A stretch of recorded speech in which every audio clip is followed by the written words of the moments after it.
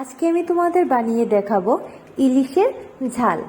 এই ইলিশের ঝাল আমি যেভাবে করে রান্না করেছি সেরকম যদি তোমরা বিরিয়ানির সাথে রান্না করে খাও তাহলে তোমরা মাংসাদ ভুলে যাবে। তো চলো শুরু করি। প্রথমে ইলিশ মাছগুলো ধুয়ে ভালো করে মাথা এখানে অ্যাড করিনি, ধুয়ে নুন দিয়ে মেখে নিয়েছি। তারপরে একটা কড়াইয়ের মধ্যে মাস্টার্ড অয়েল দিয়েছি, দিয়ে ভালো করে ইলিশগুলো ভেজে নিয়েছি। এই রেসিপিটার জন্য ইলিশগুলো ভালো করে ভাজতে হবে, কড়কড়া করে একদম। এরপর পেঁয়াজগুলো যেভাবে দেখিয়েছি সেভাবে করে কুচি কুচি করে কেটে নেবে।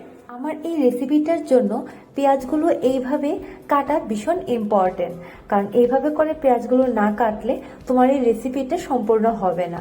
তারপর ভালো করে ভেজে মাছগুলো উঠিয়ে রেখেছি। মাছগুলো এখানে অবশ্যই ভালো করে কড়কড়া করে ভাজবে।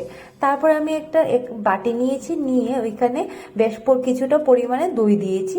এরপর গরম মশলা, গোলমরিচ, এরপর চিনি এবং সরিষার তেল দিয়ে ভালো করে এটা মিশিয়ে কিছুক্ষণের জন্য রেখে দিয়েছি। এরপর আমি একটা পেস্ট বানিয়েছি।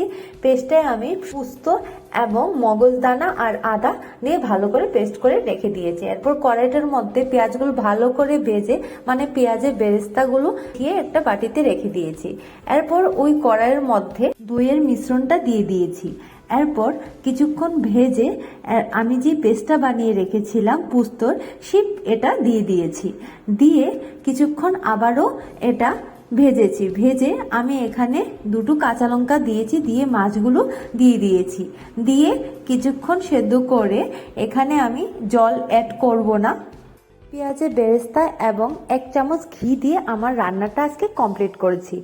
এরকম নতুন নতুন ভিডিও দেখতে চাইলে আমার এই চ্যানেলটা সাবস্ক্রাইব করতে পারো এবং আমার আগের ভিডিওগুলো চেক করতে পারো।